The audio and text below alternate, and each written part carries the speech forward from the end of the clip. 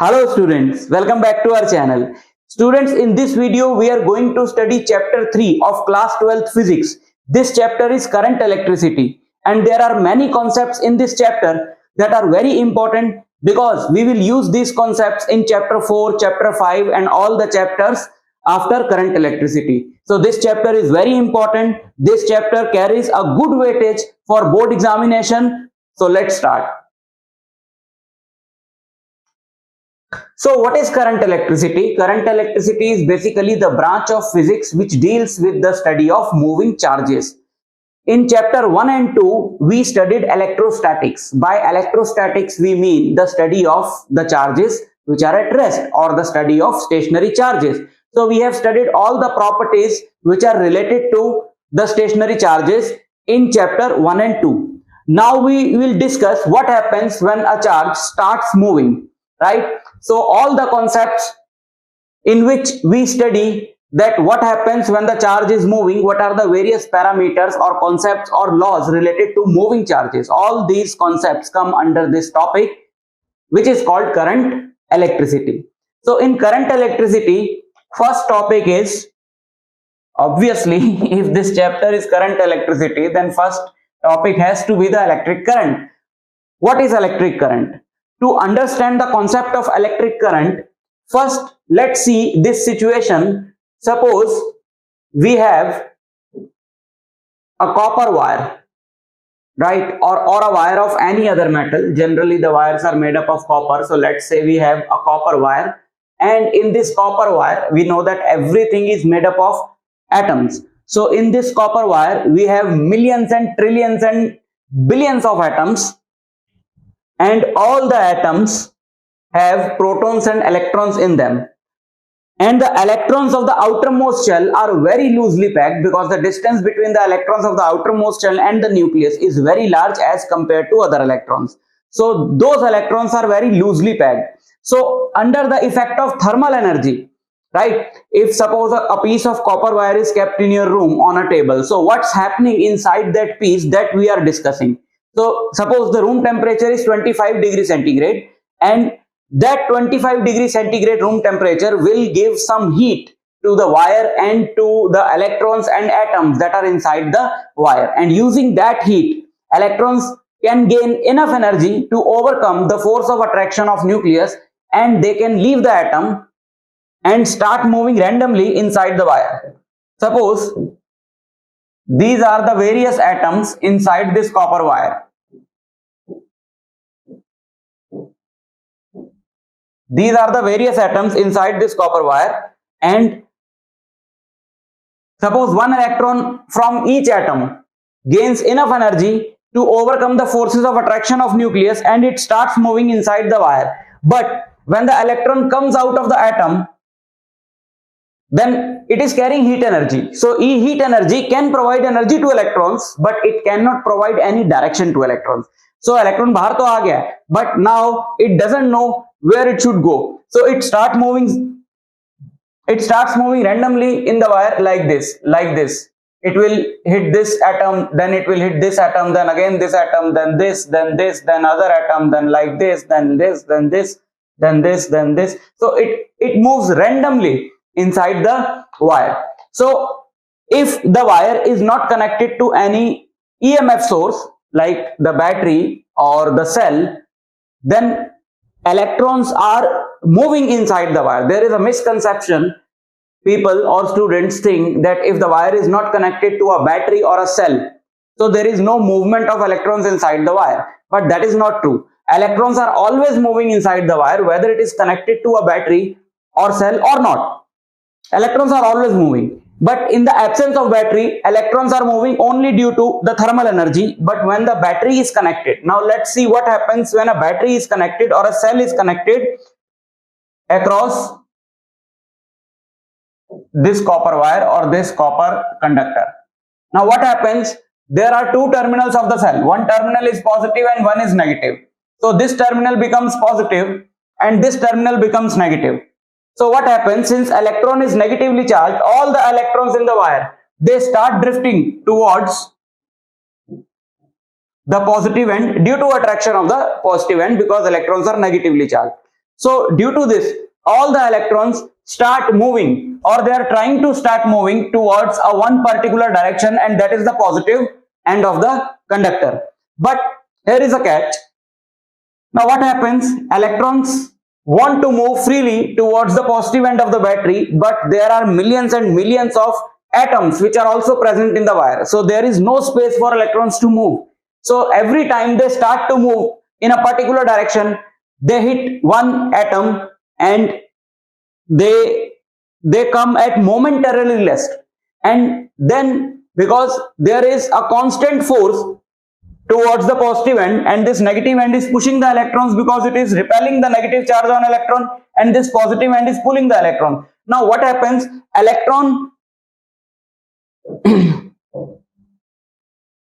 what is happening inside the wire now? This is the atom, this is the atom, this is the atom, this is the atom, this is the atom, and so on. Now here is an electron and it wants to go, here is an electron and this electron wants to go towards this end, but khali jagah nahi hai na? It has no space to move. So when it starts moving, due to the repulsion of this negative and the attraction of that positive, suppose it hits this atom and then it hits this atom, then this, then this, then this, then again this, then this, then this, then this, then again this, then this. So ultimately this electron will reach the positive end, but not in a straight path. So if we consider the path of any electron for 1 or 2 seconds, we will see that the path of electron is like this. There is a net movement of electron towards the positive end. Let's say the positive end is on this side. There is a net movement of electron towards the positive end, but electron is moving randomly. Now if we have observed this electron for suppose 2 seconds and it started from here and now it is here. So in 2 seconds it has moved a distance of kilometers, but in 2 seconds it has moved a displacement of suppose a few millimeters or centimeters. Right? And we know that the velocity is what? Velocity is simply displacement upon time. So displacement is very small, but distance is very large, and speed is distance upon time. So speed of this electron is very high, but velocity is low, right? And that velocity is called drift velocity, that we are going to discuss shortly. So let's come back to the current. So what happens when the electrons start moving towards the positive end, and if we consider one cross section of this wire, let us take this cross section. If we consider one cross section of this wire, and in a given time, suppose delta t, we have seen that there is a net charge delta q which is crossing this cross section in time delta t. Initially this delta q was 0 when the battery was not applied, because if some electrons were crossing from right to left, crossing this cross section from right to left, so equal number of electrons were crossing the same cross section in the same time from left to right, because there was a random movement of electrons. So the net charge crossing a particular cross section was 0. So the current was 0. But when the battery is applied, there is some net amount which is crossing a particular area of cross section of this conductor in one direction in a time delta t. So the current is simply the ratio of this charge which is crossing the cross section divided by delta t. This is called electric current. And if we are observing, now this will give us an average value of the current, because delta q is the charge that has crossed this area in time delta t. But if you want to know the instantaneous or the exact value of current for a very small time dt, then the current I will be dq by dt, and that current is called instantaneous current. This is the average current and this is the instantaneous current. So current is simply the rate of flow of charge. Rate of flow of charge means charge flowing per unit time.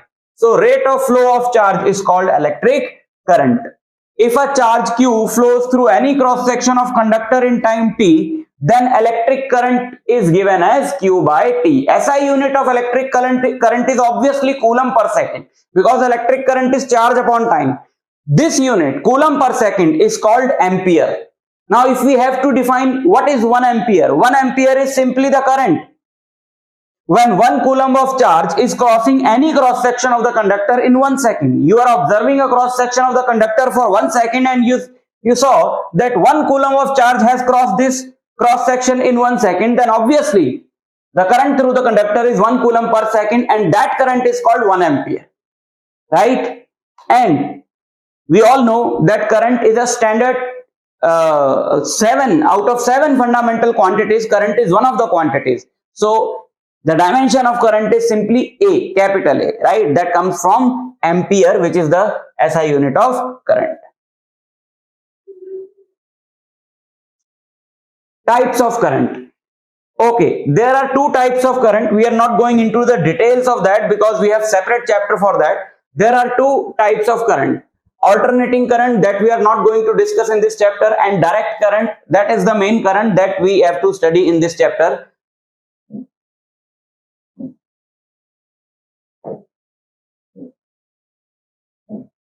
Direct current is what? Suppose we are drawing a graph of current with time, and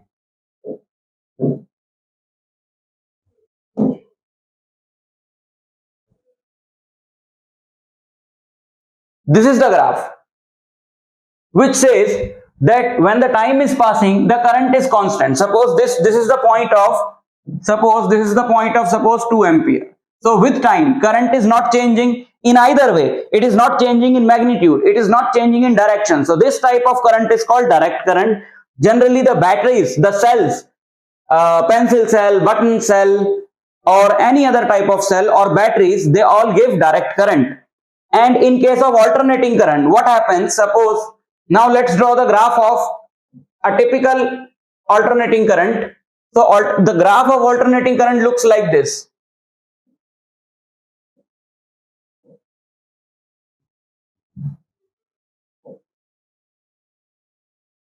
So it is continuously changing magnitude and direction also. So this type of current is called alternating current. We have a separate chapter for this one. So we will discuss this in the other chapter. We will focus only on the direct current for this particular chapter. Now let's come to the drift velocity. As we have discussed, the velocity of electrons is very small. So this velocity, obviously this drift velocity, the velocity with which the electron is drifting towards the positive end of the battery, this drift velocity is different for all the electrons. So if we take the average of the drift velocities of all the electrons, that is called the drift velocity. So it is the average of the velocities with which the electrons start drifting towards the positive end of the conductor when the external electric field is applied. Electric field means when the battery is applied, right? Battery is providing what?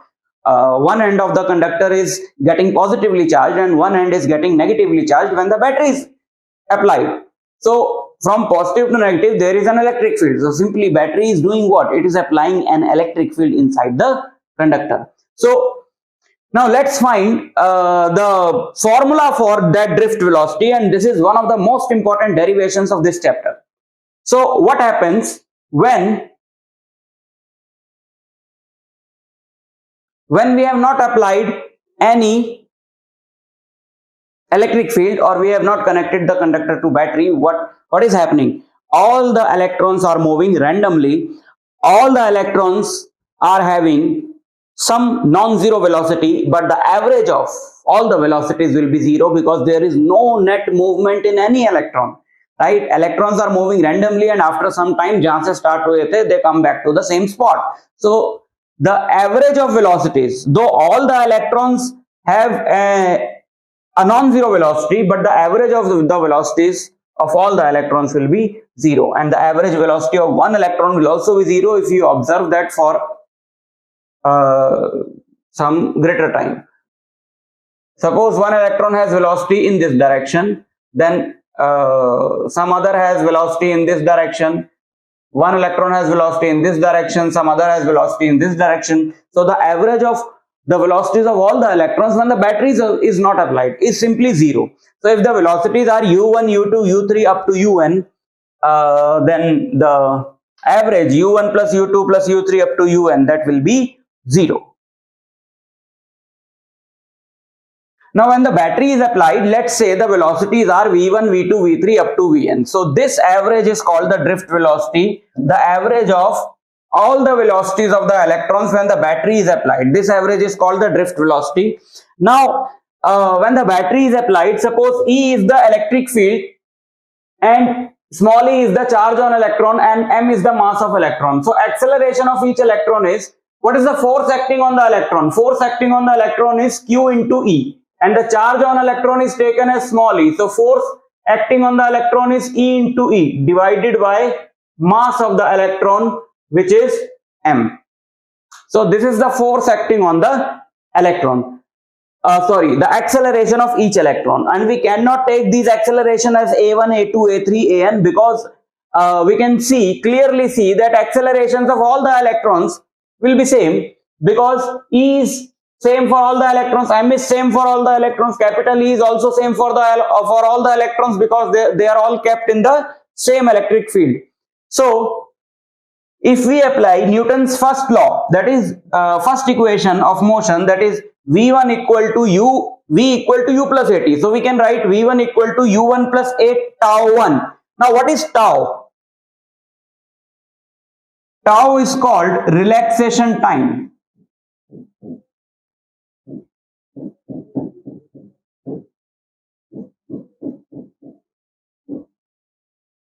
Tau is called relaxation time. What is relaxation time? Now electrons are moving randomly in the wire and they are also hitting the positively charged ions present in the wire.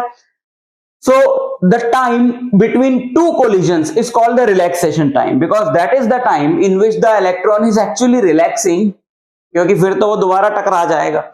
And this time is the time in which the electron will gain the velocity from u to v, because the moment it hits the ion, again the velocity becomes 0, and then it again starts moving and gains some velocity from u to v in this relaxation time tau. So we can say v1 equal to u1 plus a tau 1, v2 equal to u2 plus a tau 2, v3 equal to u3 plus a tau 3, and vn equal to un plus a tau n. So vd is simply the average of all these velocities. So if we put u1 plus a tau 1 in place of v1 and u2 plus a tau 2 in place of v2 and un plus a tau n in place of en divided by n, and if we separate u1 plus u2 plus u3 up to un divided by n, and a tau 1 plus a tau 2 plus a tau 3 up to a tau n divided by n, and we take a common, and we are left with this. The value of this is 0 and value of a is E by m, and this can be written as a single tau, which is called average relaxation time. Average relaxation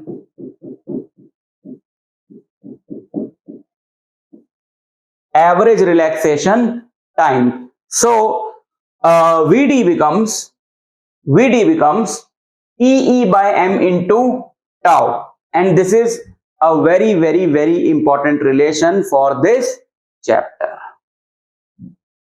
And this is the first formula of the chapter. Obviously, the first one was current equal to charge upon time, but the first major formula and all the formulas that we are going to study now will be derived from this one. So you have to remember this formula. It is very important. Vd equal to E by m into tau. So let's see the relation between current and drift velocity. What could be the relation between current and drift velocity? If the drift velocity is increasing, obviously the current will also increase, because if the drift velocity is more electrons are going to cross a particular cross section of the conductor per unit time, right? Now let us say this is a cross section of the conductor, right? And if the drift velocity is more electrons will cross, because now electrons are moving rapidly. So more electrons will cross this cross section in a given time, and the number of electrons which are crossing a given cross section, if that number is increased, which means the current is increased, right? So so obviously the drift velocity is directly proportional to current, right? That is our conclusion. But what is the exact relation between current and drift velocity? Let's see. Suppose we have a conductor and the length of this conductor is L and area of cross section of this conductor is A, and this conductor is connected to a battery of potential difference V, and that battery is providing an electric field E. So what is the volume of this conductor? Volume of this conductor is simply area into length, right? It is a cylindrical conductor, so volume of this conductor is area into length. And if N is the number of electrons present per unit volume, number of electrons per unit volume, this number is also called the electron density. This number is also called electron density. So we can say that if electron density is N and the total volume of this conductor is Al, then the total number of electrons will be ALN, simply number of electrons per unit volume into the volume of the conductor, which is ALN, and the total charge is ALNE, because the charge on one electron is E. So the total charge is ALNE. And current is what? Current is Q by T. So Q by T. So Q is ALNE. And what is T? The length of the conductor is L. And if an electron starts from one end of the conductor and it has to reach the other end, so what is the length that it will cover? It will obviously cover length L, and the velocity of the electron is Vd. So what is the time taken by electron to move from one end of the conductor to the other end? Time is simply distance upon speed. Now if in place of T we put L by Vd, L se L cut gaya, so I equal to ANE Vd, and that is the exact relation between the current and drift velocity, right? Next thing is Ohm's law. You all have studied Ohm's law in class 10th also. Ohm's law is a very important law. It is saying that, and it is a very, very obvious and logical law. The concepts that we have studied till now are pointing towards just one simple thing, and that is Ohm's law. It states that the current flowing through a conductor is directly proportional to the potential difference applied across its ends, provided the physical conditions are constant. Current flowing through a conductor is directly proportional to the potential difference applied across its ends, provided the physical conditions are constant. What is the meaning of this statement? It is simply saying that if you increase the value of potential difference across the conductor, then current through the conductor will also increase. But there is a condition. Condition is that the physical conditions should be constant. What are physical conditions? Physical conditions are like temperature and pressure should be constant. Now let's understand this law. Suppose we have a conductor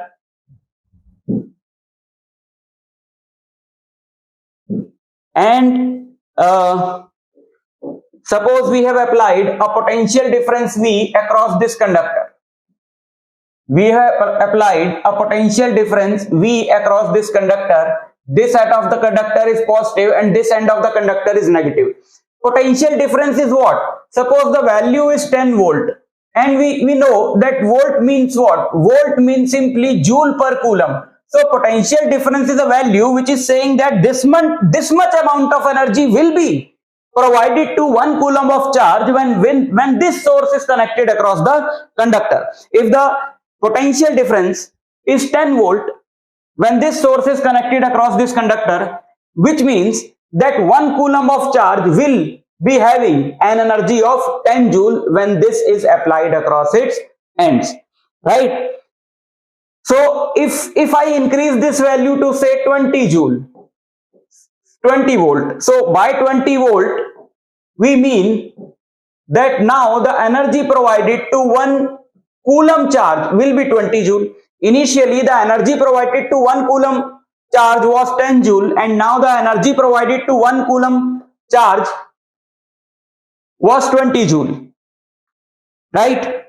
So obviously the value of charge is same, 1 coulomb, but the same charge is now having double the amount of energy. So obviously it will now run fast, and if it will run fast, drift velocity will increase and current will also increase. So simply, if you provide more energy to the charge, it will move more rapidly and the current will increase. That is simply as simple as that. This is simply the meaning of Ohm's law. But there is a condition. It is saying that this is true only when the physical conditions are constant. And why is that so? Let's first see the derivation of Ohm's law, and then we will understand why it has a tail in the statement that the physical conditions should be constant. So it is saying that V is proportional to I or V equal to IR. This R constant is called the resistance of the conductor, and this is the property due to which a material resists the flow of electrons through it. More the resistance, more the value of the resistance of a conductor, more will be the opposition to the flow of current. So non-metals or insulators have high value of resistance and metals have least value of resistance. That's why they are good conductor of electricity. So why resistance is there? What is the reason of resistance? We know that electrons cannot move freely inside a conductor because there are heavy metal ions which are present, and due to the presence of those ions, electrons cannot move freely. If they start moving, they just collide with the atom or the ion and they come to momentarily rest. So obviously there is a kind of opposition to the flow of electrons inside the conductor, and that overall is called the resistance. So R is V by I. SI unit of R will be volt per ampere, and this SI unit has a single name which is called ohm.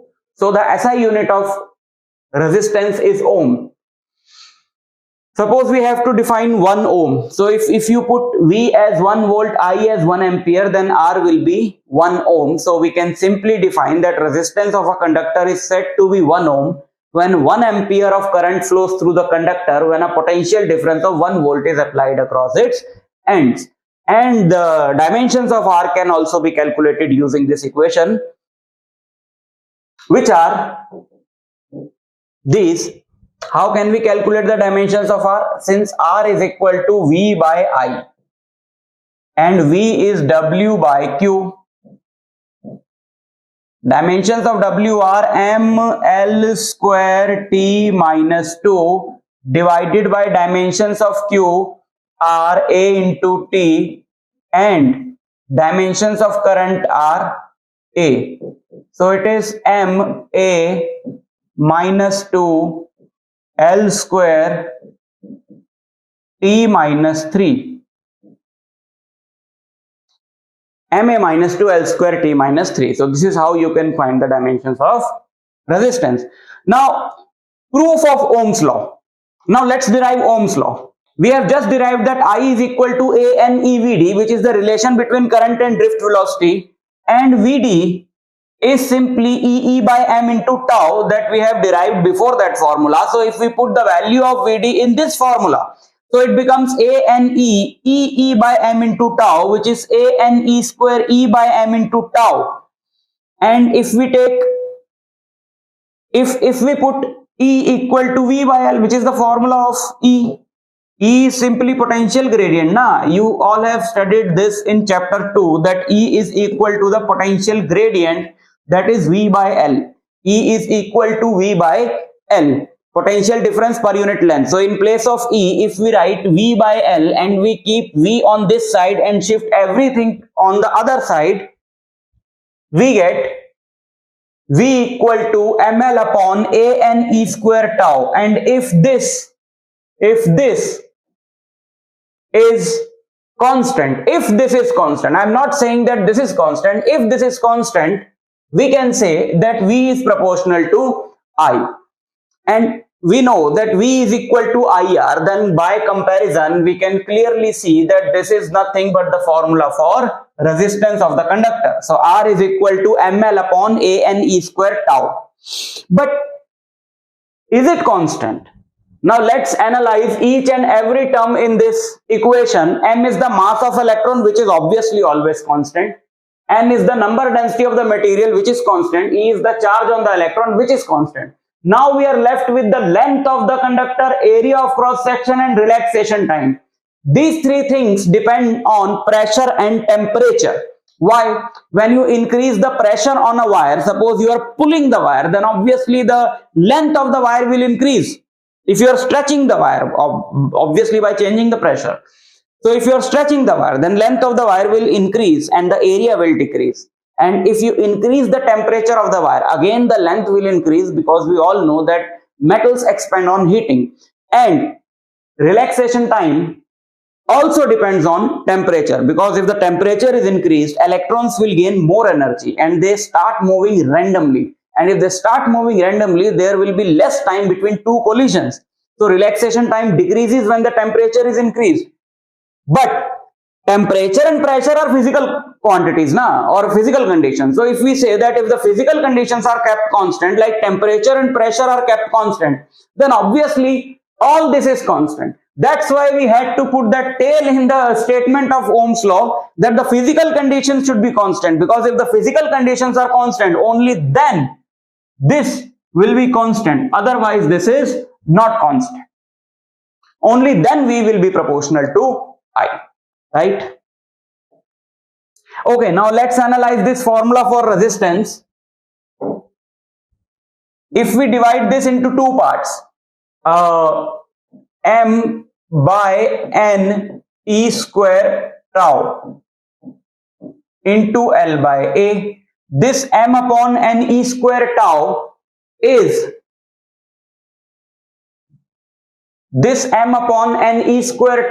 nothing but all the quantities which are related to the nature of the material, and this is related to the dimensions. Suppose you have 5 different pieces of copper, right?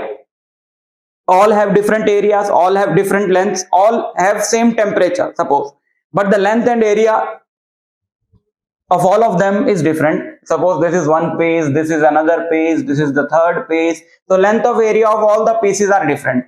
So but the temperature is same. So M will be same because mass of electron is same, E is same, number density is also same because all are made up of copper, and temperature of every conductor is same, so tau will be same. So this quantity of all the conductors 1, 2, 3, 4 will be same, but since L and A are different, so the resistance of all of them will be different. So this is also a part of resistance, but this is a quantity which is represented by rho. It is called specific resistance or the resistivity. It depends only on the nature of the material and not on the dimensions.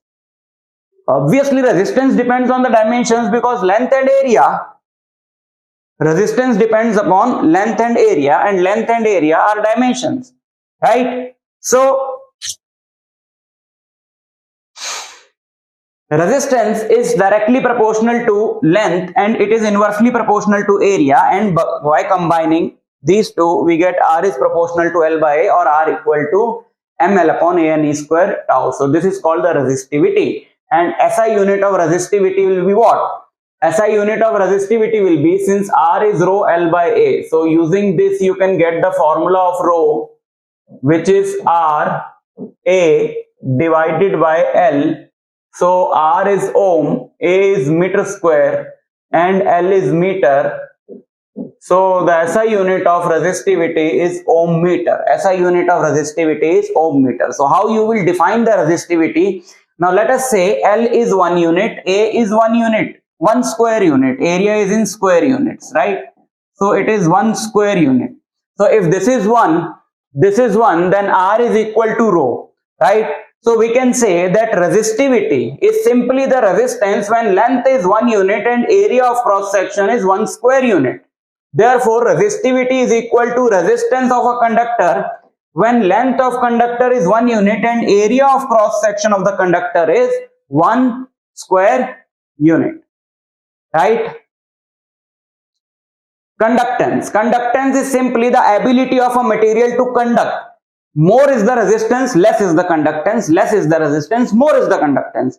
So reciprocal of resistance is simply called conductance, and the SI unit of conductance is obviously ohm inverse, or this unit is also called mho.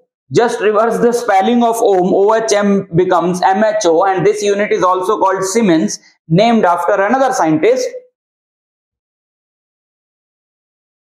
And conductivity is the reciprocal of resistivity. Since the unit of resistivity was ohm meter, so unit of conductivity is ohm inverse meter inverse, or Mho meter inverse or Siemens meter inverse. Symbol of Siemens is capital S. Current density. What is current density? Current density is simply current flowing per unit area of cross section. Suppose we have a conductor.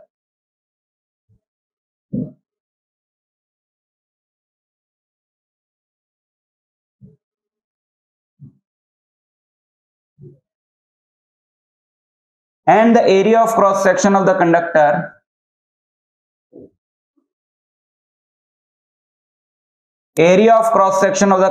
is A, and current flowing through the conductor is I.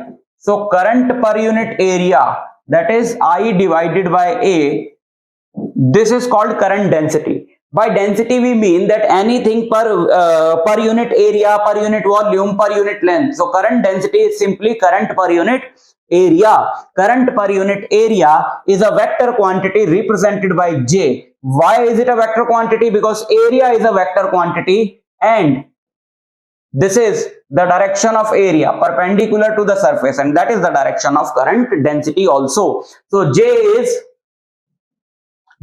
I by A, and if you put the value of I as A N E V D, A से A cut गया है, N E and V D का value E E by M into tau. So this becomes J equal to N E square tau by M, and obviously conductivity is J E square tau by M because resistivity was what? Resistivity was M upon N E square tau, right? Rho L by A था ना, L और L by A हटा दिया, so rho is M upon N E square tau, and the reciprocal of this is called conductivity, so that is N E square tau by M, and that is this equation. So if in place of N E square tau by M, if we put sigma, then this equation becomes J equal to sigma into E. This is called the microscopic form of Ohm's law, or it is also called the vector form of Ohm's law, because this is vector and this is also vector. Okay. Now let's take a very important example. A wire is stretched to make its length triple.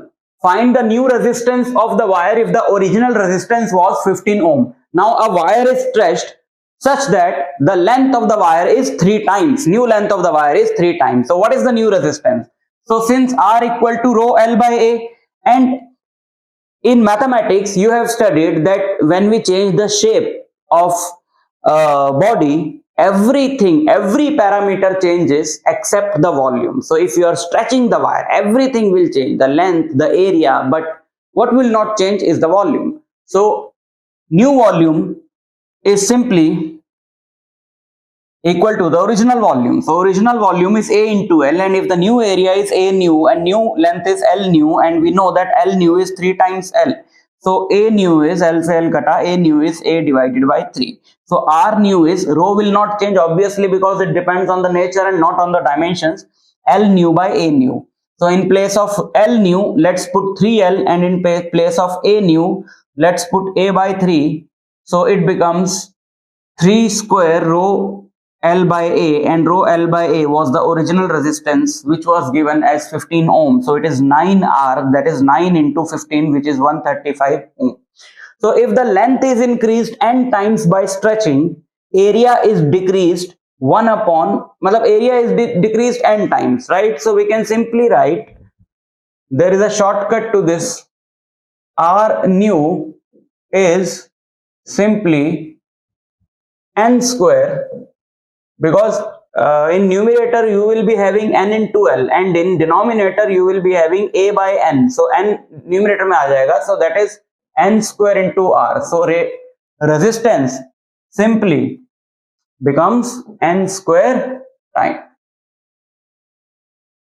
right? You can use this shortcut to solve the questions. Electron mobility. Electron mobility of a charged particle is simply the drift velocity per unit electric field.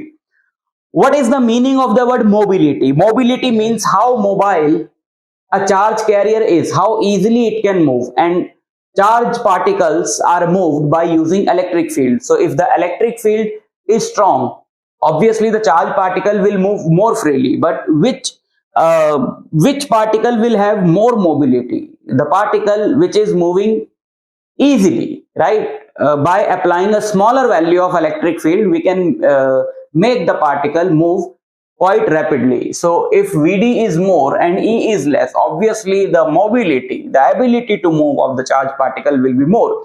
So mobility is simply the ratio of drift velocity per unit electric field. And if you put the units of drift velocity, that is meter per second, and you put the units of electric field, Newton per Coulomb, you will get the units of drift velocity, right? Temperature dependence of resistivity or resistance. So as we have just studied that if we increase the temperature, the electrons will gain more energy and they will move more rapidly. So the relaxation time of the electrons, that is the time between two collisions, will decrease. And since resistivity is m upon n E square tau and resistance is ml upon a n E square tau. So resistivity and resistance both will increase. We are talking about metals only. For other things like semiconductors and alloys, we will just discuss shortly. But right now we are discussing only about metals.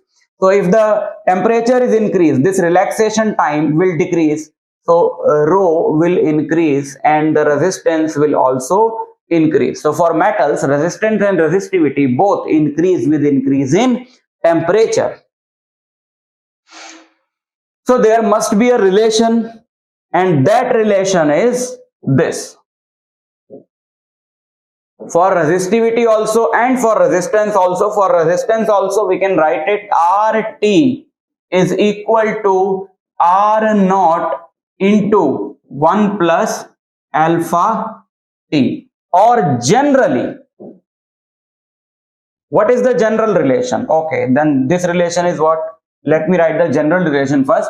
R or rho 2 is equal to rho 1 into 1 plus alpha T2 minus T1. Suppose there is a lower temperature T1 on which the resistivity is rho 1, and there is a higher temperature T2 at which resistivity is rho 2. So the relation between rho 1, rho 2, T1 and T2 is this: rho 2 equal to rho 1 into 1 plus alpha into T2 minus T1. This alpha is called, this is a constant which depends on the nature of the metal, and this alpha is called temperature coefficient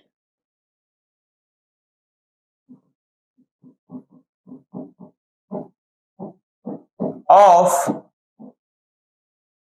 resistivity, or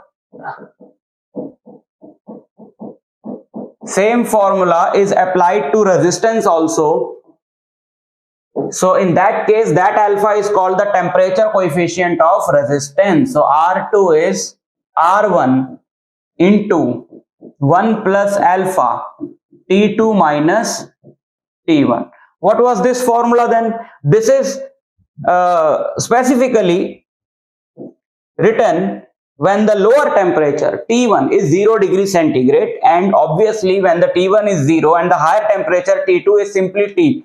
So this becomes T minus 0, that is T, and R naught is the resistance at 0 degree centigrade and rho naught is the resistivity at 0 degree centigrade. This is the graph of copper showing the variation of resistivity of copper with temperature, and we can clearly see that the resistivity of copper with temperature is increasing rapidly. Alloys and semiconductor. What about alloys? So we can say, now what is the value of alpha? If we solve this equation or this equation or that equation, if we solve this equation, we are going to get alpha as what? We are going to get alpha as R2 minus R1 divided by R1 into T2 minus T1, and we know that T2 is a higher temperature and T1 is a lower temperature. So this is always positive. And if R2 minus R1 is also positive, then alpha is positive. So alpha is positive for those materials for which the resistance is increasing with temperature, like metals. So alpha is positive. For alloys also alpha is positive, which means the resistance of alloy is also increasing with temperature. But the value of alpha for alloy is very small as compared to the value of alpha for a metal. So the increase in resistance for alloy, the variation is small as compared to the metal. So in case of copper, we were having this graph which was rapidly increasing, but in case of nichrome, which is an alloy of nickel and chromium, the graph is like this. So this increase is not as rapid as the increase in copper. And for semiconductors like silicon and germanium, value of alpha is negative. That means the value of R2 will be less than the value of R1. So temperature of semiconductor decrease with increase in temperature. So if we draw this graph, this is for silicon, a typical semiconductor, and we can clearly see when the temperature is increased, resistivity is decreased. But why is that so? We have a complete chapter based on the nature of semiconductors, and we will study that in that chapter. But here you have to learn two names, manganene and constantan. They have very small value of alpha. So these are used in standard resistor coils, because if we want to do an experiment which gives results on based on the value of resistance of a particular material, then the material should be chosen such that it does not change with the conditions of laboratory like temperature. So we use constantan and manganene. These two alloys are used to make standard resistance coils, so that their resistance do not change with the changing temperatures of the lab or any other place in which the experiment is being done. Okay. Based on this formula, let us solve a numerical from NCERT textbook. The resistance of the platinum wire of a platinum resistance thermometer at the ice point is 5 ohm, and at steam point it is 5.23 ohm. Ice point means 0 degree centigrade, steam point means 100 degree centigrade. So 0 degree pe resistance is 5 ohm and 100 degree pe it is 5.23 ohm. Now when the thermometer is inserted in a hot bath, the resistance of the platinum wire is 5.795 ohm. Now we have inserted this thermometer whose resistance was 5 ohm at 0 degree and 5.23 at 100 degree. We have inserted this thermometer in a hot bath whose temperature is not known to us. And now the resistance of the platinum wire is 5.795 ohm. We have to calculate the temperature of the hot bath. Now R0, resistance at some lower temperature, that is 5 ohm, and R100 is 5.23 ohm, and RT is 5.795 ohm, and we do not know the value of T. So let's apply formula for these two first. R100 equal to R0 into 1 plus alpha into 100, and we got the value of alpha as this. Now for if we take these two, so the value of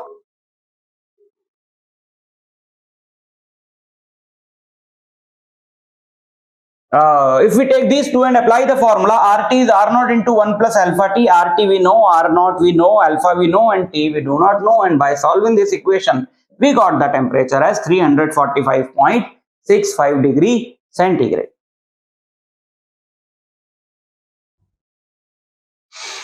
Limitations of Ohm's law. Okay, there are few places at which this Ohm's law is not valid. There are three important points that we have to discuss. And number one, generally for a metal wire, if you increase the value of voltage V, so initially I increases proportional to V and the graph is straight line, but after some time when the value of V becomes quite high, then the value of I increases such that the graph of V and I is not proportional. Why is it happening? If you increase the value of voltage, current will increase, but by increasing currents, heat is also going to increase because H is I square RT. Heat is also going to increase.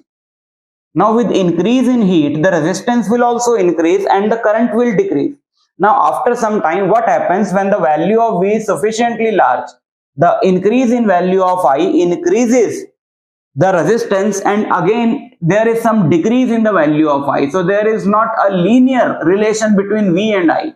We can see that the graph is linear up to this point. Graph is linear up to suppose this point, and after this is moving like this, which means there is more increase in the value of V but less increase in the value of I as compared to the previous points. And the reason is the increase in resistance, right? Okay, let's take this graph. So that was the first limitation of Ohm's law. Let's take this graph. This is the graph for a semiconductor, a compound semiconductor, gallium arsenide. This is the VI graph for gallium arsenide, and we can clearly see 3-4 different regions. This is called the linear region because in this region current is proportional to I, right? This is the linear region. But here the region is non-linear because now this is not a straight line, right? So the region is non-linear. So in non-linear region, we can say that V is not proportional to I.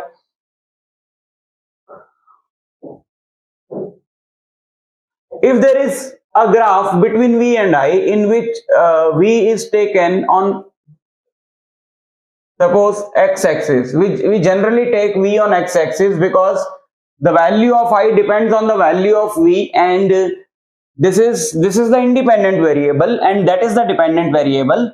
So independent variable is always taken on x-axis and dependent variable is taken on y-axis. So the value of I depends on the value of V. So if this graph is like this, so what is the slope of the graph? Slope of graph is simply y by x. So slope of this graph is I by V, and we know that V by I is R. So we can say that slope is the reciprocal of R. And slope of this graph is positive because this is making an acute angle with x-axis. But if the graph looks like this, then we know that the slope is negative because this theta is more than 90 degree. And if the graph is not linear, it is a curve, then at any point to find the slope, we have to draw the tangent. So if you draw a tangent at any point,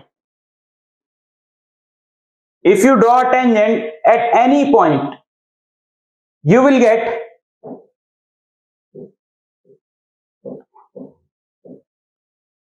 an acute angle for this tangent. But if you draw a graph at any point from this dotted line to this dotted line like this, you are going to get an obtuse angle, theta greater than 90. So here in this region the slope is going to come positive, and in this region the slope will be negative. So slope is simply the resistance of VI graph. So this is the negative resistance region. This is the negative resistance region, and this is the positive resistance region. This is also positive resistance region. So this is linear region, this is non-linear region, this is negative resistance region. So we can clearly see that VI graph is not a straight line. So Ohm's law is not being obeyed after this dotted line. So this is also a limitation of Ohm's law. And this is the graph for PN junction. VI graph for PN junction. What is a PN junction? You will study about PN junctions in the last chapter. But we can clearly see that the VI graph is not a straight line for a PN junction also. So this is also an exception of the Ohm's law. This graph is going like this, this graph is going like this, right? So initially when the V is increased, I is not increasing rapidly, but after a certain value, that is 0.7 volt in silicon, this current is increasing rapidly. Let's forget about that value because you will study about that in later chapters. You are not going to understand that anyway. So VI graph is not a straight line for PN junction. So there are three limitations for Ohm's law. One is PN junction, one is the graph for gallium arsenide, and one is the graph for normal metallic wire at high voltages. So these are the three limitations of Ohm's law.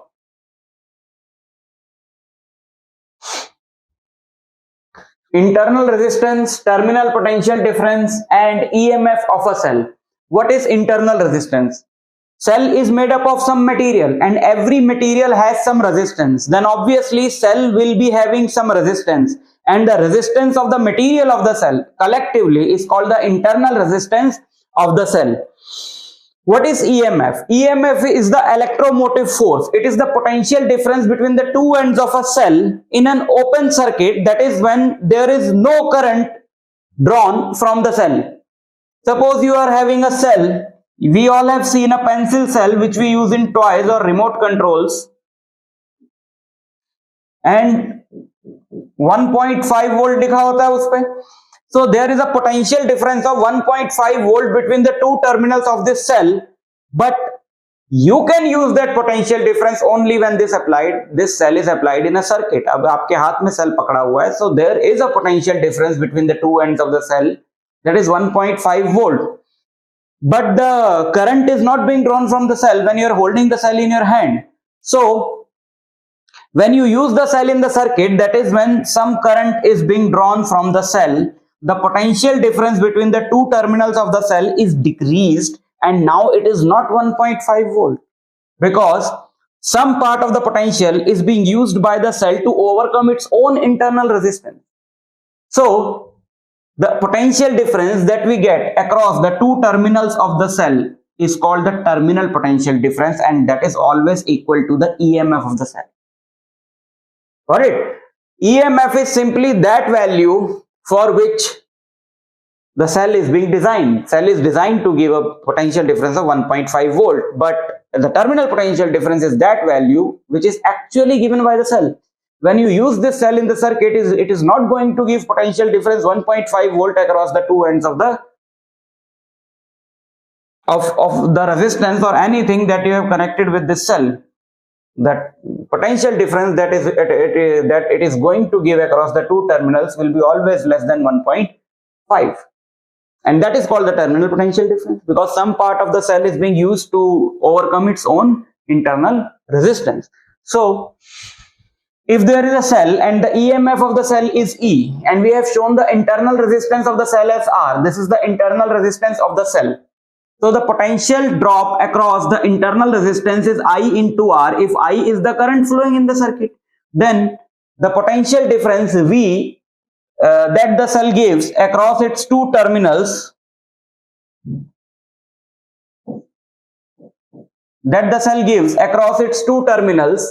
that is E minus IR, E minus I into R.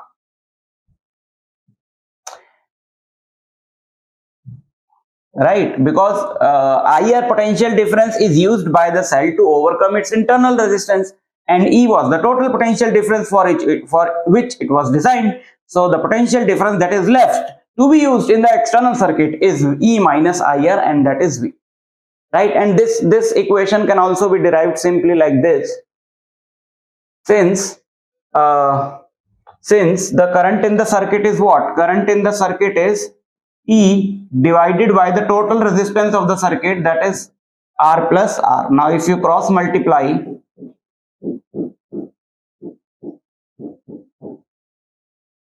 and this IR is simply V because the potential difference between the two terminals of the cell is V. This point is at V potential, this point is at 0 potential, and since there is no component from this point to this point, then this point is also at V potential and this point is also at 0 potential. So that is the same potential difference across R also. So we can say that V is equal to IR. So in this place of this IR, we can write V. So V is E minus IR. V is E minus IR.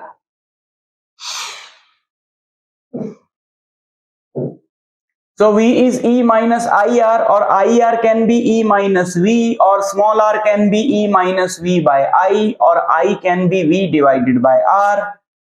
If we take R in numerator, so this becomes this. If we take V in the bottom of E and V, this becomes E by V minus 1, and that is the relation between the internal resistance and the external resistance, and EMF and terminal potential difference.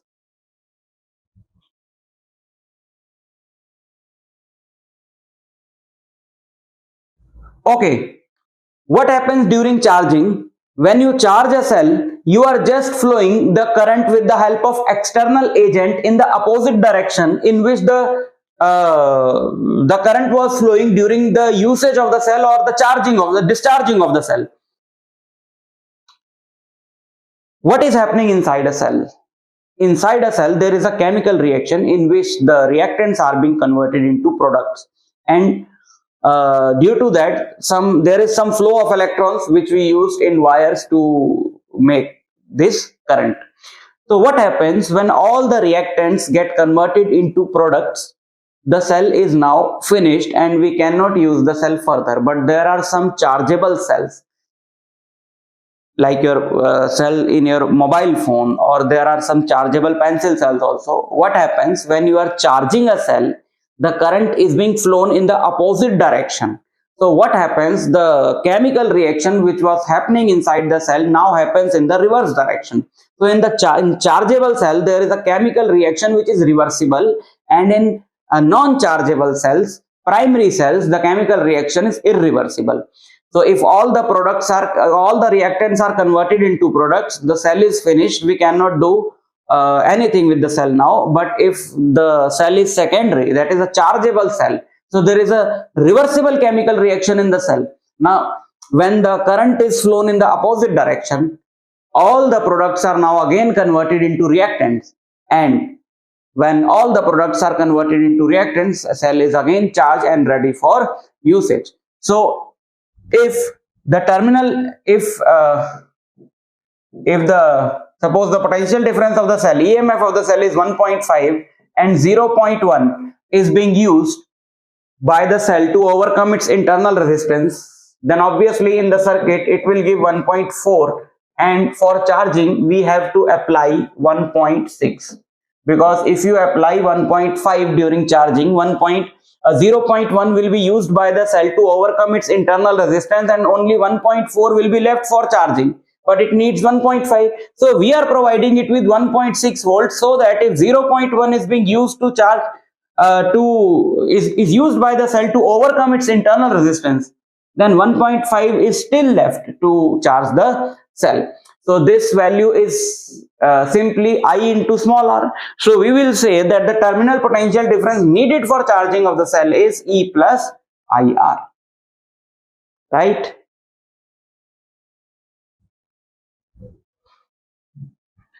Next topic is the combination of cells. Just like resistors and capacitors, cells are combined in series and parallel.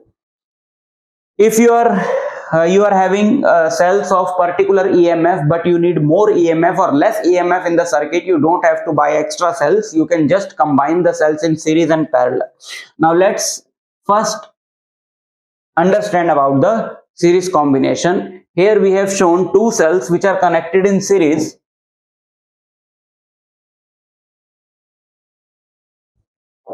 Here we have shown two cells which are connected in series, this and this. And R1 is the internal resistance, E1 is the EMF of this cell, R2 is the internal resistance, and E2 is the EMF of this cell. Since these are connected in series, then current will be same in both the cells, because current is same in series, but the potential difference will be different. So potential difference across the terminals of this cell, including internal resistance, is V1, and here the potential difference is V2. And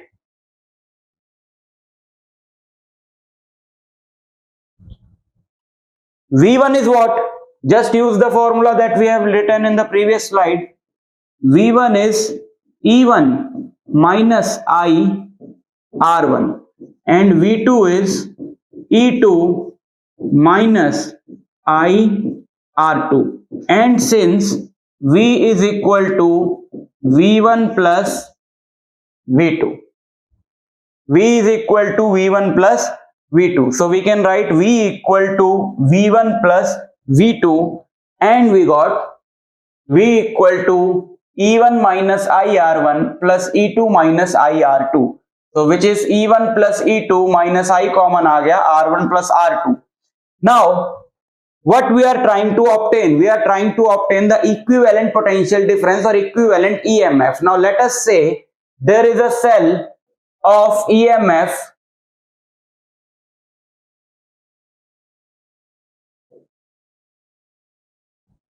E equivalent and internal resistance R equivalent, which is used in place of those two cells which were just shown connected in series, and it will give the same EMF and same internal resistance, right? So if the current flowing through this is I, because the current was flowing in this branch is I, so we can write V is equal to, which is the potential difference across these two, which is obviously the sum of V1 and V2, because this is the combination of those two cells. So it is V equal to E equivalent minus I into R equivalent. So V equal to E equivalent minus I into R equivalent. If we compare this equation with this one, we can clearly see that E equivalent is E1 plus E2. So if the cells are connected in series, the equivalent EMF is the sum of the individual EMFs, and if there are n cells, so equivalent EMF is E1 plus E2 plus E3 up to En.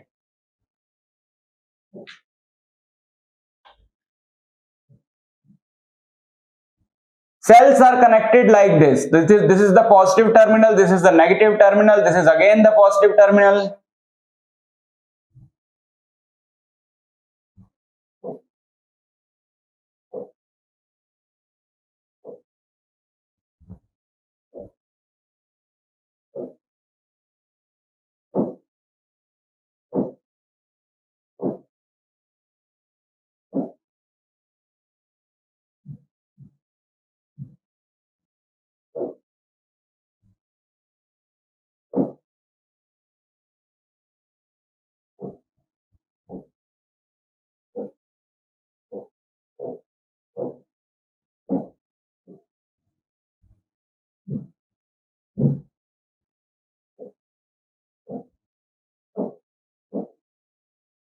If the cells are connected like this, the negative terminal of one cell is connected to the positive terminal of the other cell, then the EMF is E1 plus E2.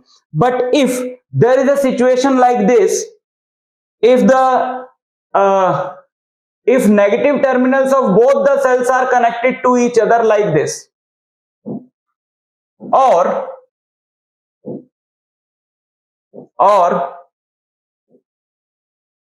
if the positive terminals of both the cells are connected to each other like this, then the equivalent EMF is E1 minus E2.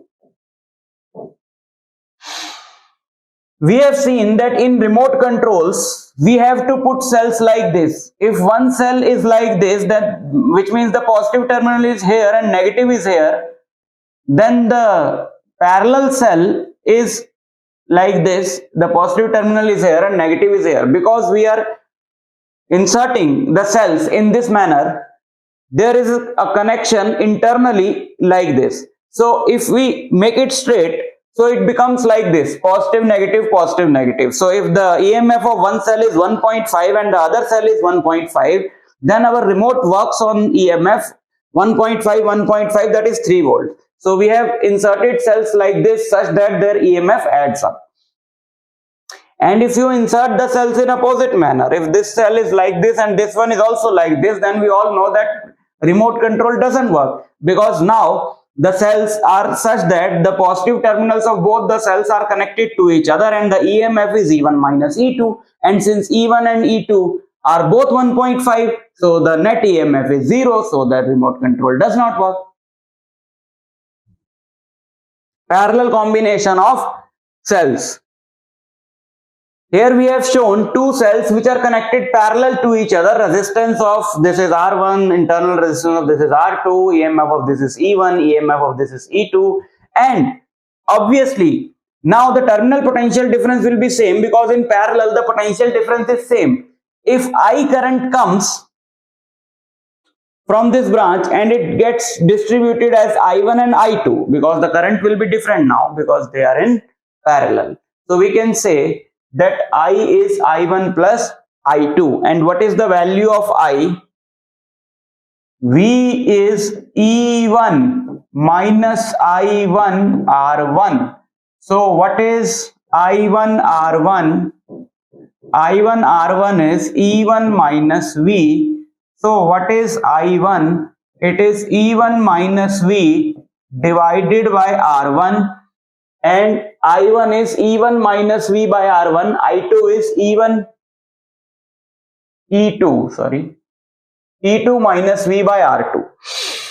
Now again we have to make, using this equation, we have to make an equation like this so that we can compare and find the value of E equivalent and R equivalent. But R equivalent we know because these cells are in parallel, so the equivalent resistance will be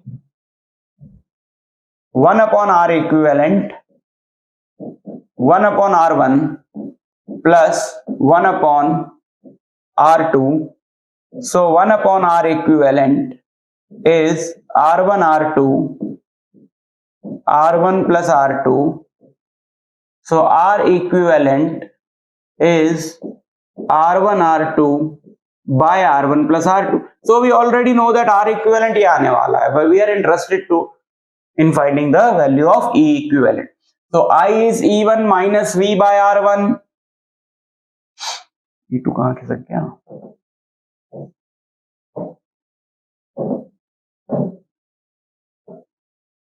I is E1 minus V by R1 plus E2 minus V by R2 or E1 by R1 plus E2 by R2.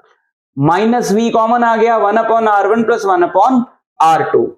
Take all this on this side and take I on this side. So this is V into R1 plus R2 by R1 R2 equal to E1 by R1 plus E2 by R2 minus I. So R1 R2 is the LCM, E1 R2 plus E2 R1 is in the numerator और इसको इधर लेके जाएंगे. So it will be multiplied by this also and by this also, and if we multiply R1 R2 with this one, तो numerator में होगा, denominator में होगा, it gets cancelled out, and R1 will and R1 plus R2 will come in the denominator minus I R1 R2 upon R1 plus R2. Now this is the equation that can be compared with this one. So if we compare, we get E equivalent is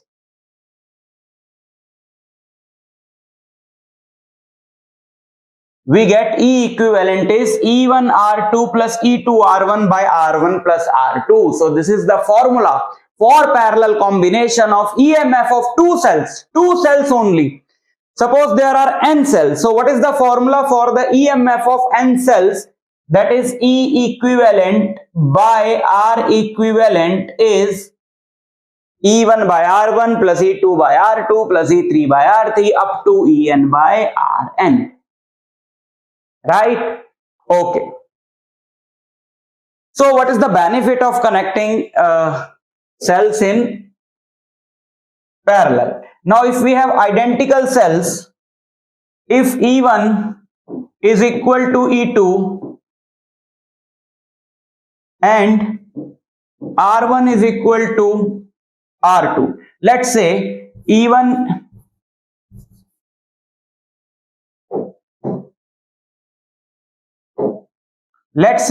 is equal to E2, which is equal to E, and R1 is equal to R2, which is equal to R. So if we put here, E equivalent will become ER plus ER by R plus R, that is 2ER by 2R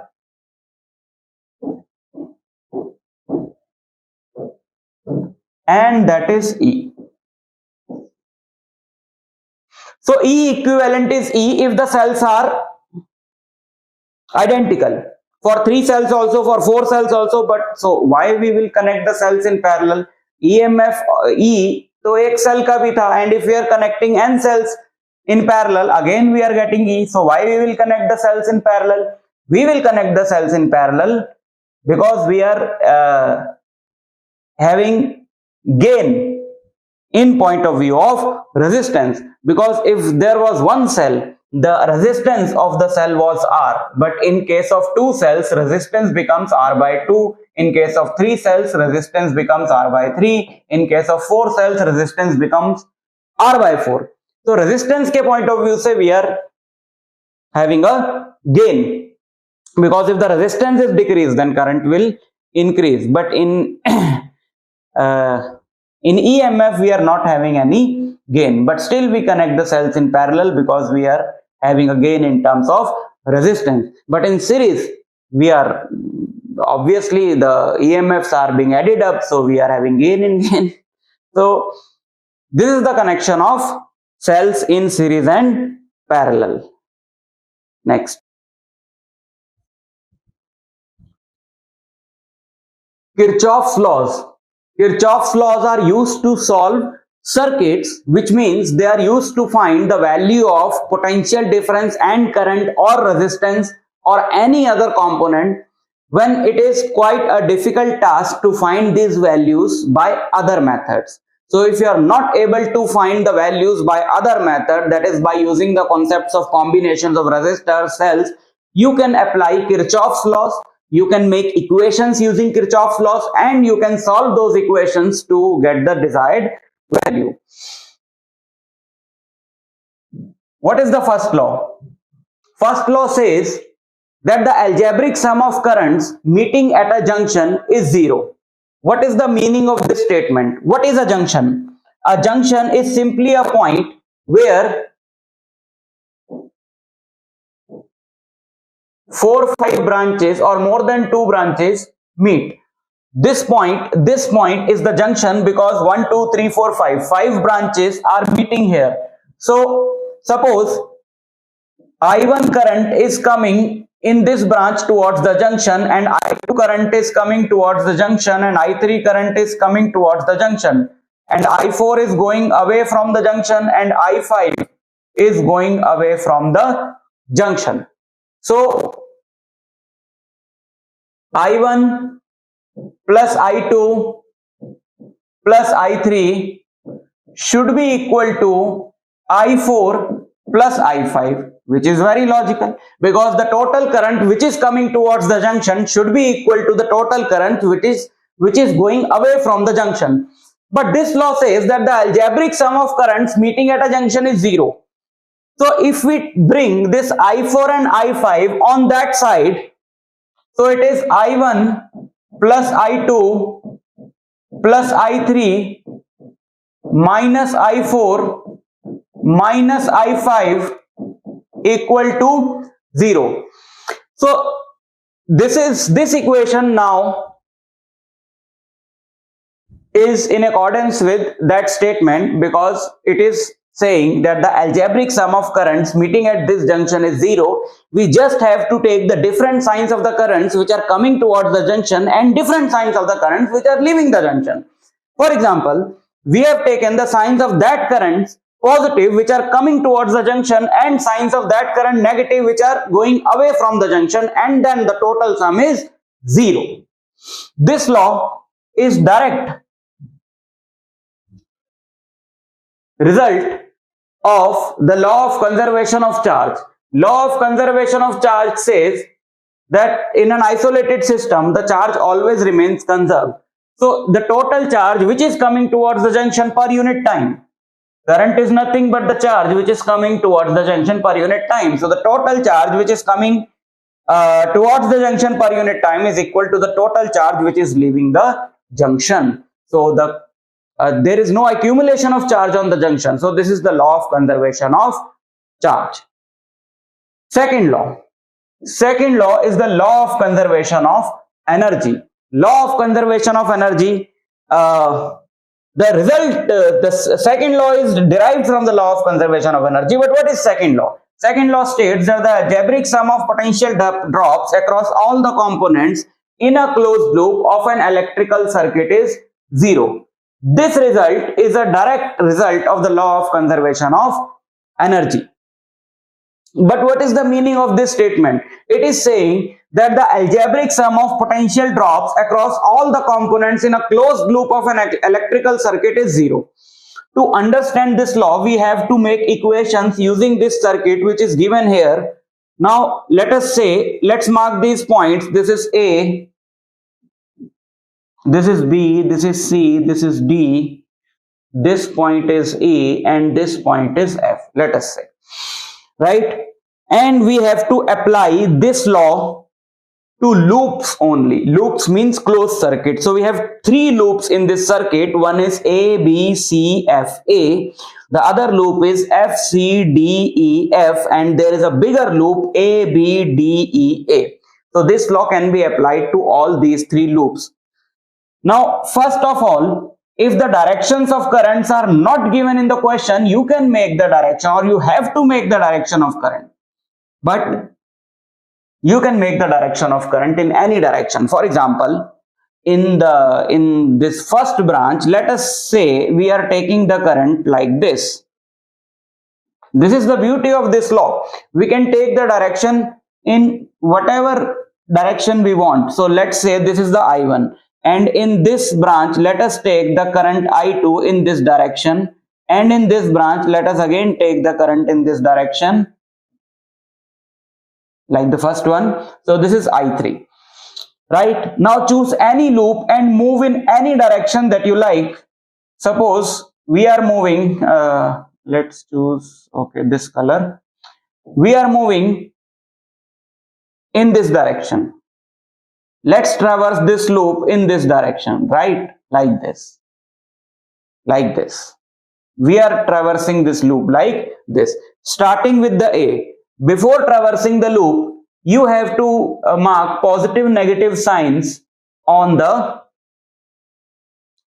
various components. We have two types of components in this loop. One are cells and one are the resistors. And for cells, we already know which one is the positive terminal and which one is the negative terminals. And for resistors, let's mark positive and negative terminals. Positive and negative terminals are taken in the direction of current. We know that the current flows from higher potential to lower potential, and if the current is flowing in R2 like this, then this end must be positive and this must be negative. And in R1 like this is positive, this is negative, and in R3 like this, so this must be positive and this must be negative. So if we take loop A, F, C, B, A,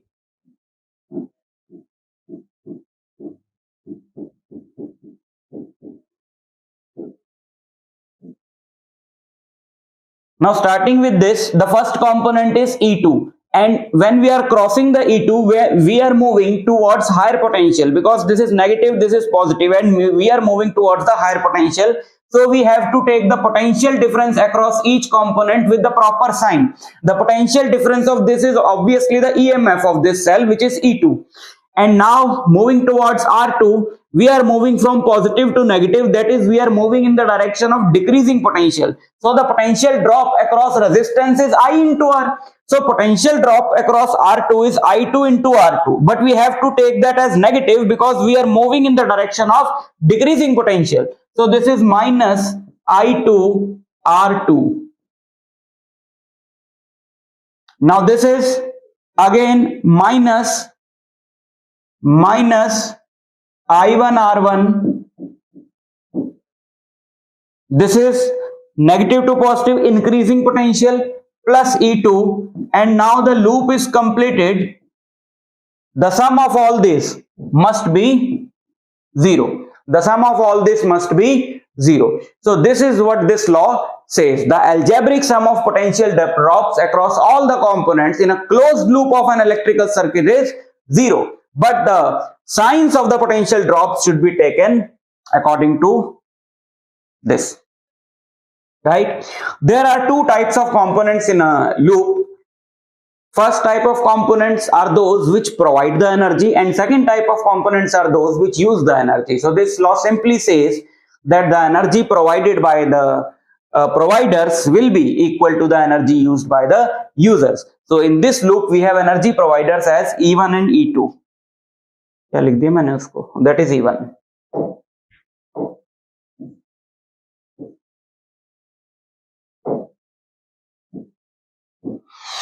Right, energy providers are E1 and E2, and users are I2, R1 and R2. So E1 and E2 are providing the total energy E1 plus E2, and they are using that energy as I1 R1 and I2 R2. So that's why they are in negative signs. So the total energy which is being provided is equal to the total energy which is being used. So this is the law of conservation of energy.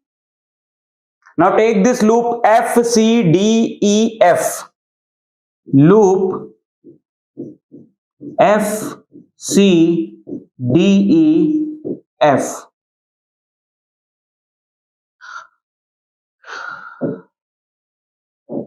Let's start from F and let's move in this direction like this. The direction in which we are traversing the loop has nothing to do with the direction of current. Just keep in mind. So don't get confused with the direction of current when you are traversing the loop. We can traverse the loop in any direction as we want, irrespective of the direction of the currents in the branches. So let's start from here. Let's go to this, and negative to positive. Now we are moving in the direction of higher potential, and the current in this branch is I3. So the potential drop across R3 is I3, R3, R3. And now we are moving in the direction of decreasing potential, so minus E3. Now we are moving in the direction of increasing potential, so plus I2 R2, plus I2 R2, and now decreasing minus E2 is equal to 0. So this is how we can make the equations in questions, and then we can solve those equations to get the desired result. So here we can make two equations, and one last equation can be made using the bigger loop. One last equation can be made using the bigger loop, but I do not recommend you to make all the equations using loops, because we have this law also. So if you have to find three parameters in this question, you can make the third equation using the first law. Take the junction F.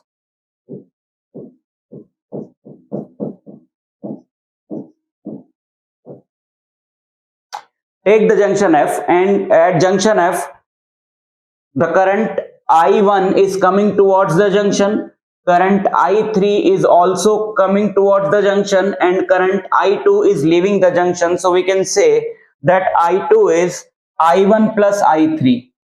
I2 is I1 plus I3.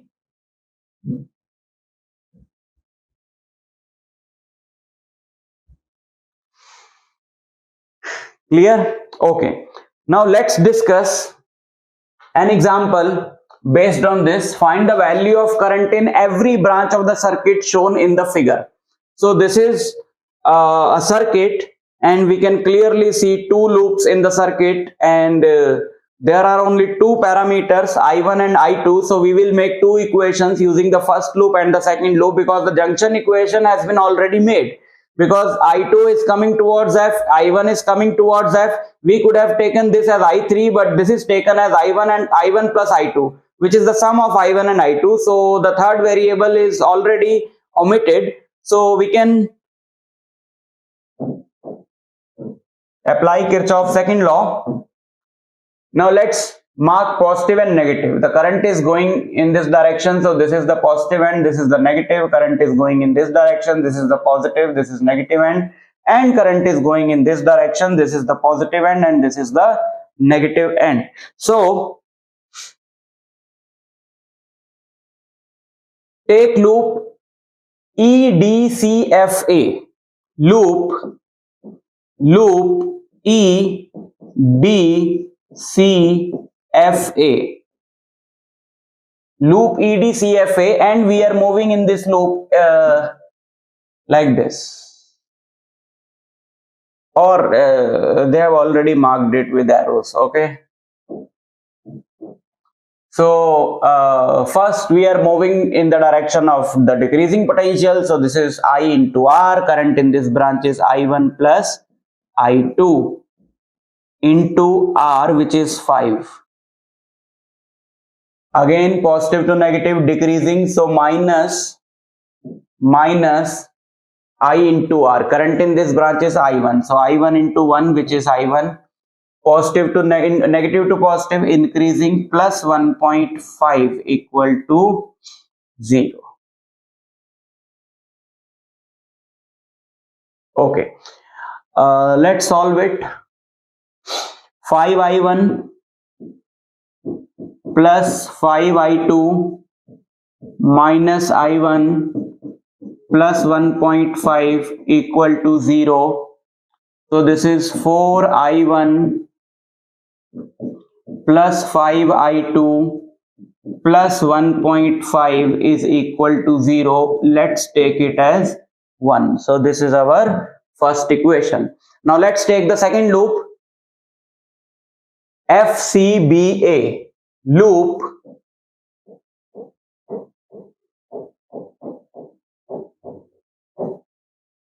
FCBA. Let's start with F. We will go in this direction. Let's start with F. First we are having this component cell of 1.5 volt, and now we are moving in the direction of decreasing potential. So we will write minus 1.5, and here in the direction of increasing potential we will write I1 into 1, which is I1, and here in the direction of decreasing potential, so minus 2 into I2, because current in this branch is I2, and there in the direction of increasing potential, so plus 2, loop is completed, so the total is 0. So this is I1 minus 2, I2, 2 minus 1.5 plus 0.5 equal to 0. This is our second equation. Now we have to solve these two equations to get the value of I1 and I2. How we can solve these equations? By the elimination method or by the substitution method. Coefficient of I1 is 4 in that equation. Let's multiply this equation by 4.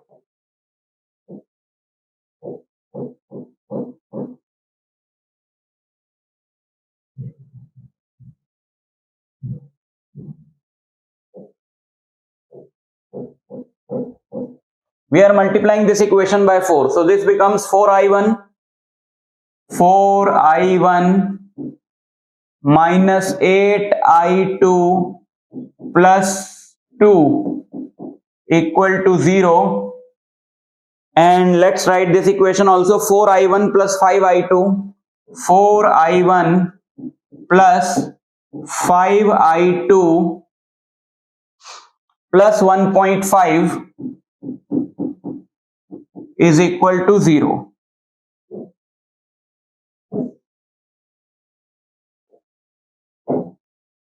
Minus, minus, minus.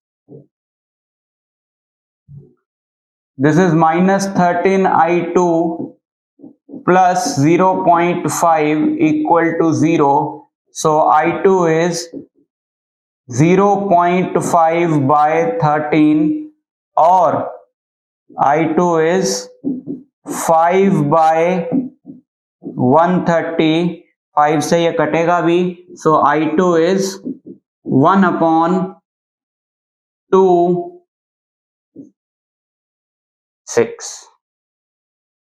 Yes, I2 is 1 upon 26 ampere. So that is the value of I2. So I2 is current in, question is we have to find the current in each branch. So I2 is the current in this branch, so which is 1 upon 26 ampere. Now put this value of I2 in any one of the equations and you will get the value of I1. Let's put this in this equation. I1 minus 2 times I2. I2 is 1 upon 26 plus 0.5 equal to 0. So I1 is minus 1 upon 13 plus 0.5 equal to this. I1 is 1 upon 13 minus 0.5, which is 5 by 10 or 1 by 2. So LCM is 130, 10 minus, okay, let's take it as 1 by 2.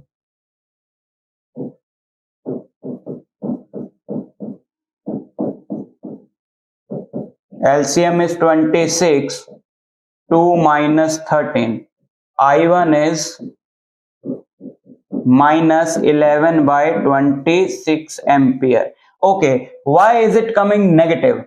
What is the meaning when the current comes negative? It simply means that the direction of current is opposite. I1 is taken in this direction in the diagram, but actually when this circuit is made in the laboratory, the current in this branch will be in that direction. So that and the value is same, 11 by 26. So that is the meaning of the negative sign.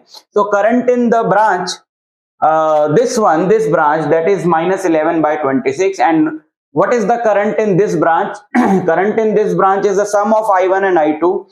So current in the third branch, let's write it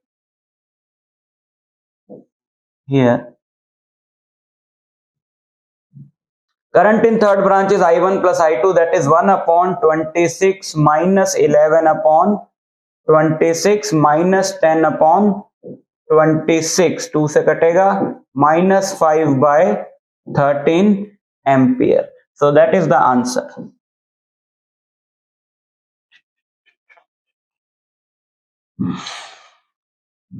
Right. So this is how you can solve these circuits.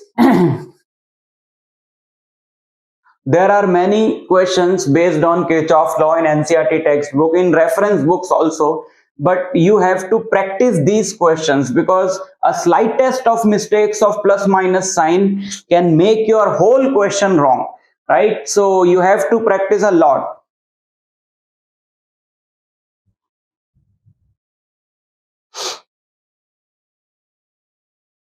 Next is Wheatstone bridge.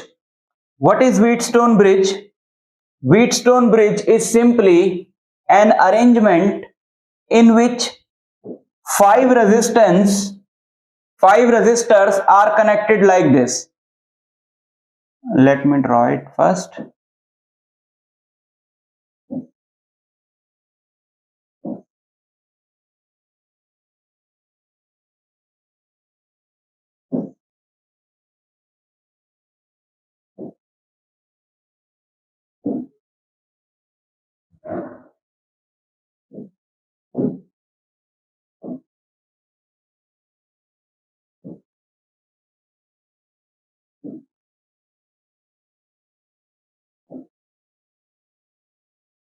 This is R1, this is R2, this is R3, and this is R4, and here, so they are connected like this, and there is a central branch, this one,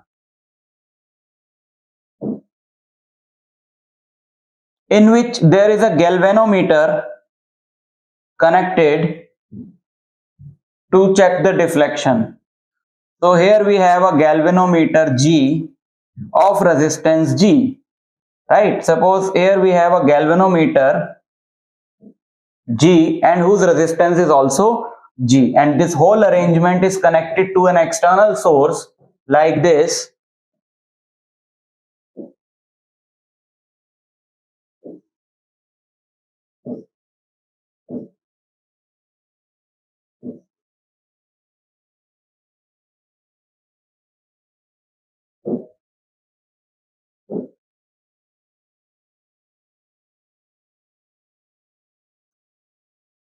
Now, what is special about Wheatstone bridge? It says that if R1 by R2, the ratio of these resistances R1 by R2 is equal to R3 by R4, then no current flows through the middle branch, right? If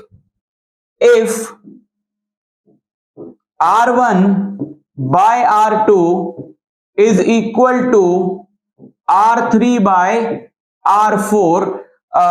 Let us say that the current flowing this branch is Ig. Current flowing through this branch is Ig, and this point is, let us say, A, B, and this point is D. So we can say that if R1 by R2 is equal to R3 by R4, Ig is C0. No current flows through the middle branch, or we can also say that the potential of point B is equal to the potential of point D, because obviously when there is no potential difference between B and D, in that case only there will be no flow of current through the middle branch. So this is Wheatstone bridge, but if this is the condition, then it is called a balanced Wheatstone bridge. So this is the condition for balancing of the Wheatstone bridge, and we have to prove this condition using Kirchhoff's laws. Let us say a current I is coming, and that current is distributed in these two branches. Suppose I1 current यहाँ चला गया, and the remaining current I आया था, and the remaining current is I minus I1, which is flowing in this branch.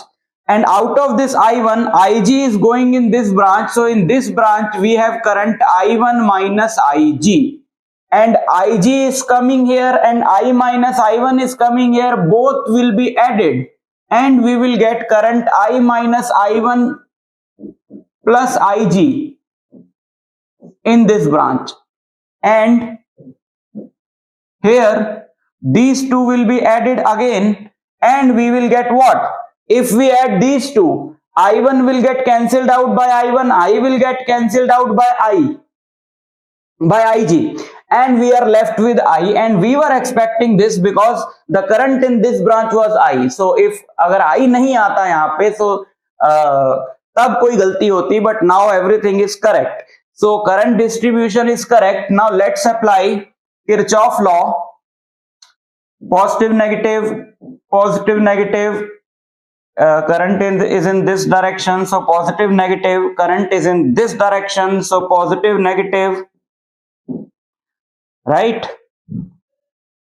So let's name these points also. This is point B, this is point D. Now let's name it A and let's name it C.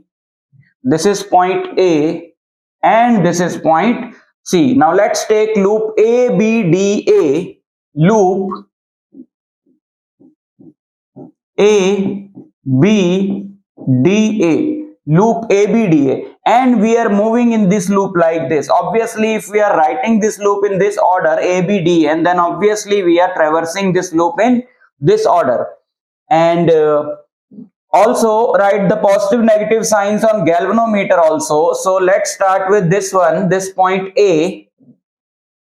First component is R1, and if we are moving in this direction, and we are moving in the direction of decreasing potential, so this is minus I1 R1, minus I1 R1, minus IgG, minus IgG, and now we are moving in the direction of increasing potential. So this is plus I minus I1 plus I minus I1 into R3, and loop is completed. So the sum is 0. This is our equation 1. Loop BCDB. Loop BCDB. Loop BCDB. Let's start.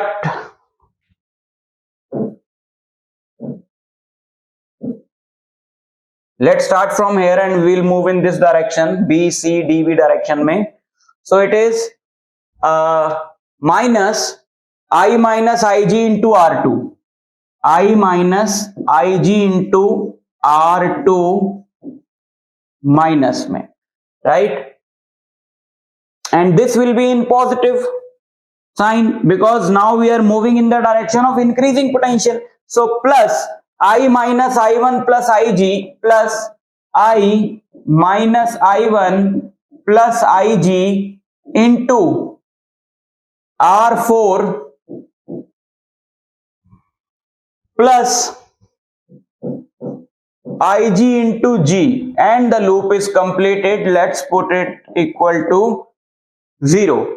This is our second equation. Now we have to prove that if R1 is equal to R1 by R2 is equal to R3 by R4, then Ig must be 0. Or we can prove it in other way around. If we put Ig equal to 0, and by putting Ig equal to 0, we are getting R1 by R2 equal to R3 by R4, then also it makes sense. So let's put Ig equal to 0 in 1 and 2, in equation 1 and 2. Let's put Ig as 0. So minus I1 R1 plus 0 minus I1 into R3 equal to 0. It gives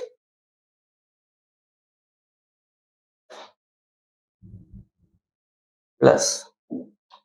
It gives I minus or I1 R1 equal to I minus I1 into R3, because if we are taking this on the other side, then it becomes negative, but minus se minus will get cancelled out. So it is I1 R1 equal to I minus I1 into R3. And if we put Ig as 0 in second equation, we get minus I minus Ig. What was this? R2 alag tha, I1 minus Ig, right? I1 minus Ig. So if we put Ig as 0 in this equation, we will get minus I1 R2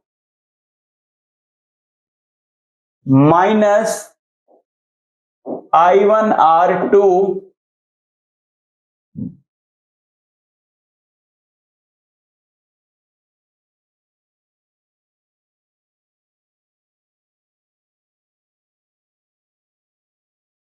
save कर लेते हैं because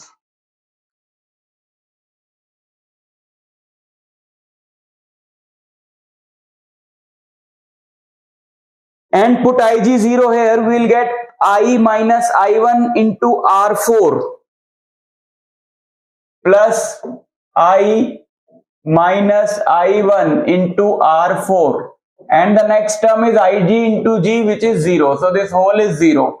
So this also becomes I1 R2 equal to minus, ये भी minus में था तो minus minus cut गया, plus हो गया I minus I1 into R4. Now these two results that we have just obtained, this result I minus I1 R1 equal to I minus I1 into R3, and this result, if we divide these two, therefore I1 R1 divided by this I1 R2, and the other side of that one I minus I1 into R3 upon I minus I1 into R4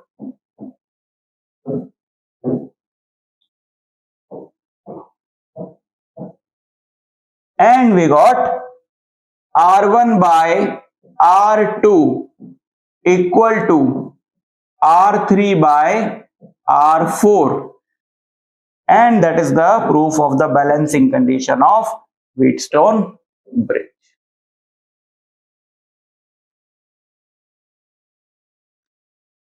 Right? Okay. Let's study some more formulae for the energy and power. If some current is flown from a wire, suppose we have a resistor, obviously the wire will have some resistance. So this is a wire having a resistance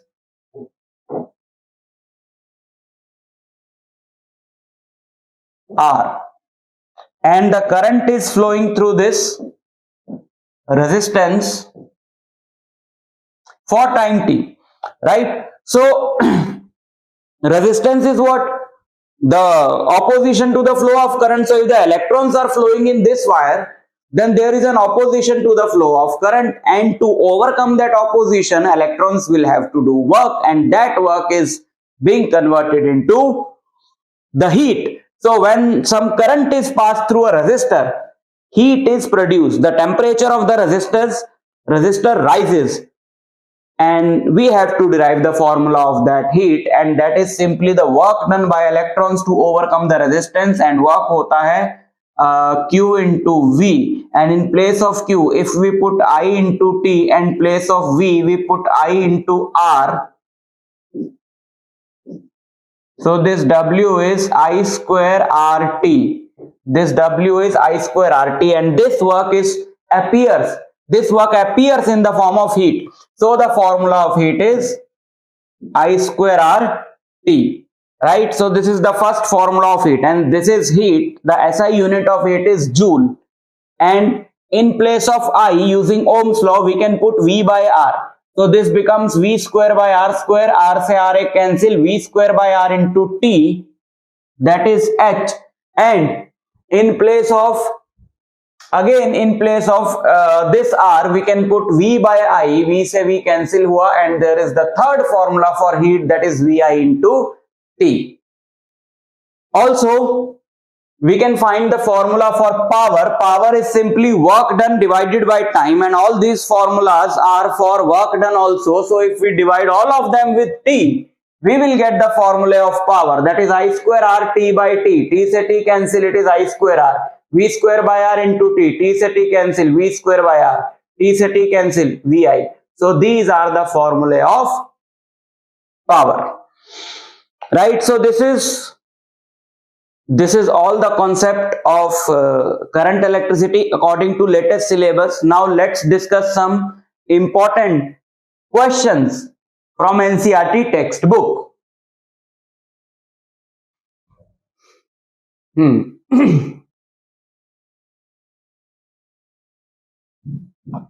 Question is, the storage battery of a car has an EMF of 12 volt. So a battery has an EMF of 12 volt, right?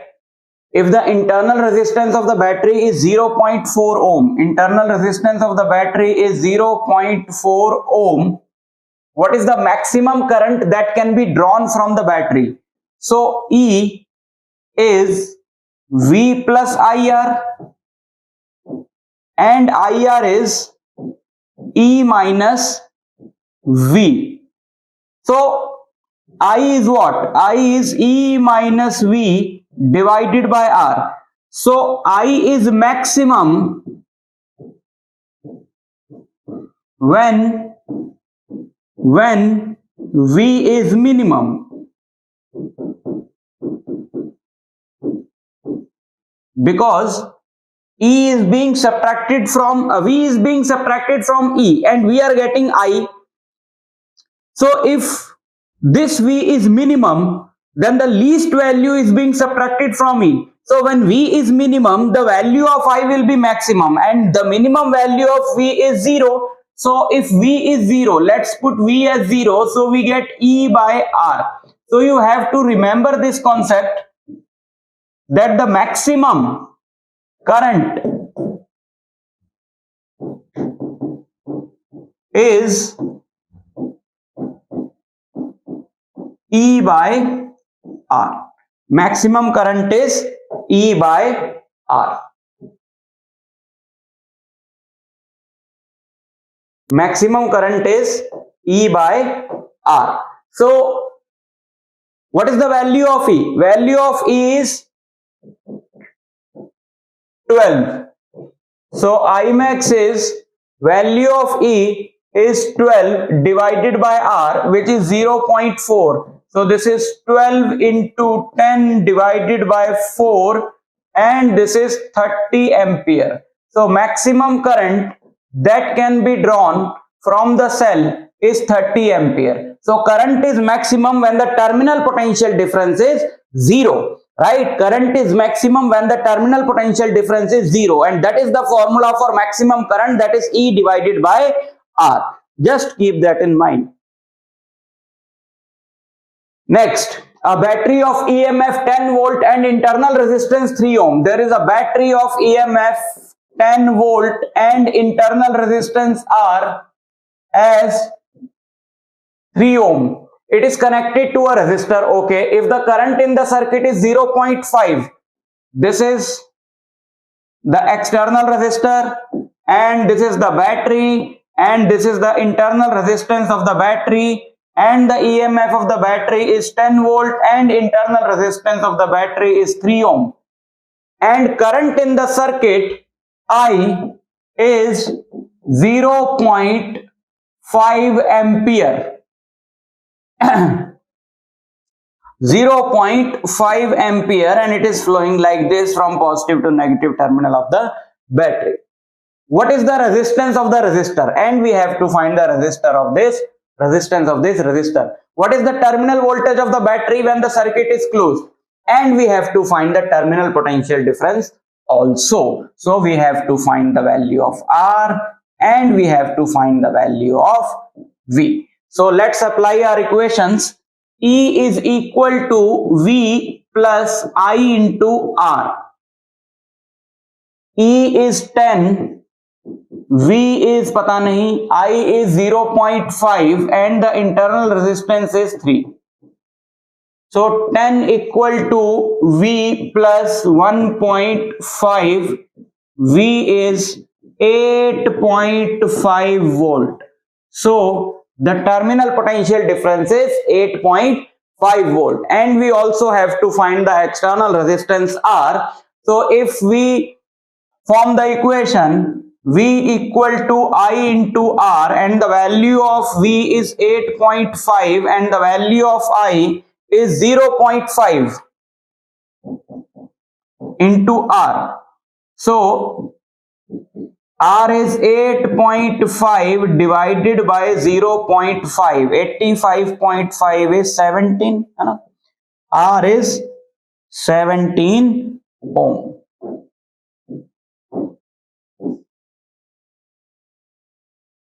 Right? A negligibly small current is passed through a wire of length 15 meter. Length of the wire is 15 meter. And uniform cross section, area of cross section of the wire is 6.0 into 10 raised to power minus 7 meter square. And its resistance is measured to be 5 ohm. What is the resistivity of the material at the temperature of the experiment? So R is equal to rho L by A, right? So R is 5, rho हमें निकालना है, L is 15 divided by 6 into 10 raised to power minus 7 meter square. So this is 3 and this is 2. So the resistivity is 2 into 10 raised to power minus 7 ohm meter. Resistivity of the wire is 2 into 10 raised to power minus 7 ohm meter. Right? So this was the complete chapter and few important questions. You have to prepare all these things very carefully because all these concepts are very important. I'll meet you in the next lecture. Till then, all the best.